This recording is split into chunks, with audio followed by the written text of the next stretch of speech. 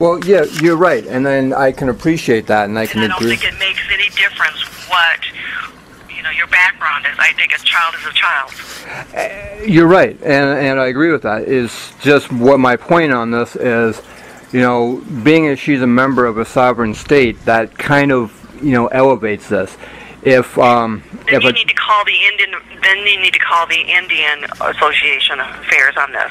The BIA. I've contacted the Department of the Interior in Washington, D.C., and they basically said that it's a state issue. Okay.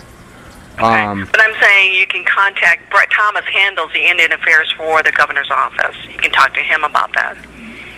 Okay. Why not talk to the governor's office directly rather than going through... He does work for the governor's office. Okay, and you're the governor? He does handle the Indian Affairs for the governor's office. I could put you through to his extension. Okay, I guess my point is you're the governor's administrative assistant, correct?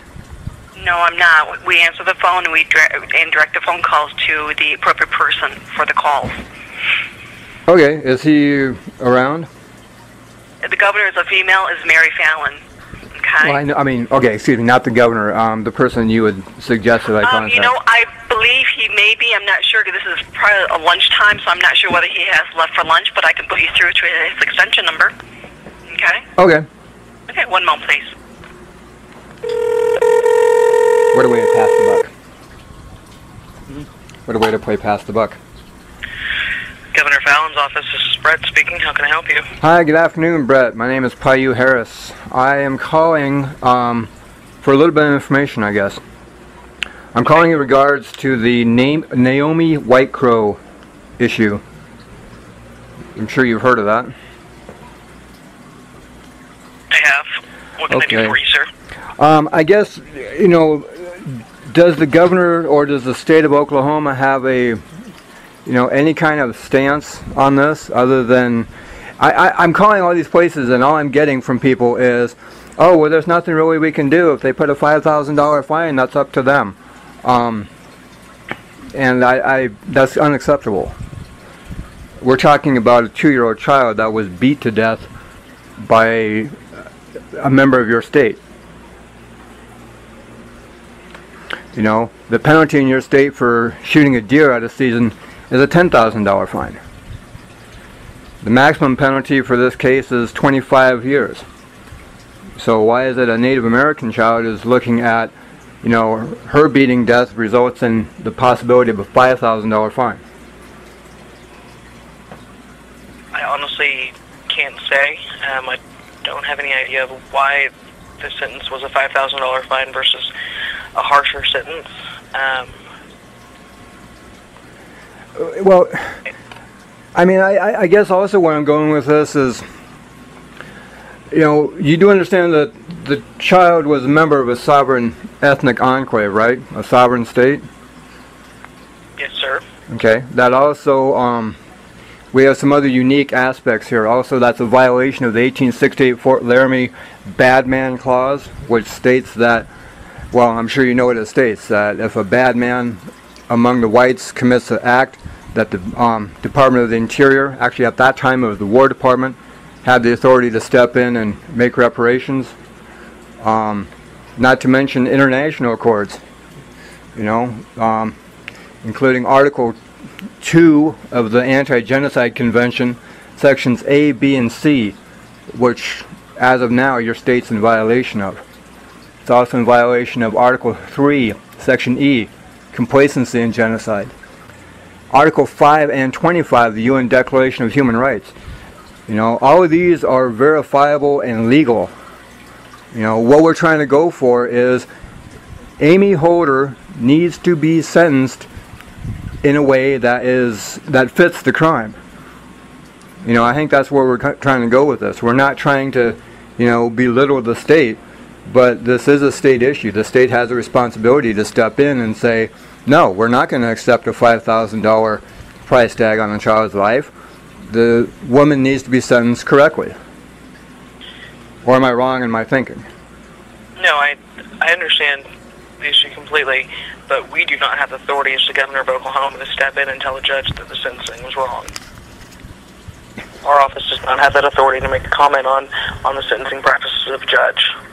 The district judge is elected and they answer the people of Oklahoma.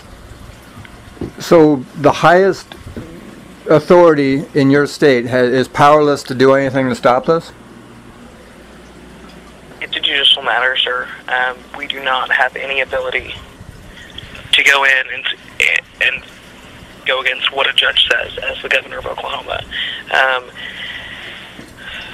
Now, this would be a matter for the Council on Judicial Complaints to hear and for the Supreme Court to look into. Okay, well, I mean, we can go ahead and go that route.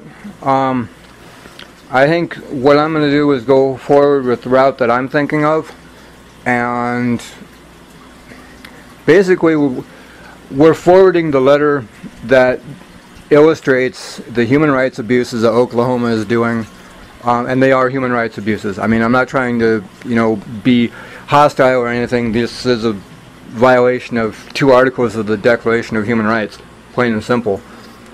This is being forwarded off to the UN Secretary General, as well as other world leaders. I understand you're trying to do a job, and I understand this is a touchy issue. This is really, really simply done, and that is, pressure can be placed on these judges to say, do the right thing. The sentence in this case, on your own books, by Oklahoma state law, the sentence can be up to 25 years in prison. And I know for a fact that, if the governor says, hey, Your Honor, we would really appreciate if you were to consider a stiffer sentence, I know that the judge is going to listen to the governor. What I'm hearing from everyone I've contacted is that the governor does not want to be bothered. Her office is indisposed at the moment and has other things to worry about. I understand the governor is busy. I can appreciate that. However, I'm busy as well, trying to make sure that Naomi Whitecrow does not go down in history as a $5,000 death. So please understand my point of view on this. Absolutely. Okay. This was not a case, I mean, as I've read the articles in the news and whatnot, this is not a case where she fell down the stairs. This is not a case where she, fell while she was out riding her bike. Okay? This little girl, this little 2-year-old girl, was beat to death by her foster mom. She died scared, crying, and alone. And for that, Amy Holder is only going to pay $5,000, to which her attorney has said she'll have a check in hand during sentencing. Anywhere else, if it was a non-native child, your entire state would be up in arms, screaming for justice. And that's what this looks like. It's a native child, so everyone's like, oh well, oh well. I understand. I mean, I guess there's nothing that your governor is willing to do. There's nothing the state's willing to do, so I'm basically just saying my piece. So I appreciate your time listening, and thank you. Thank you. If you want to, I can have one of our staff attorneys give you a call as well. No. I mean, I'm kind of beleaguered with people telling me there's nothing that can be done.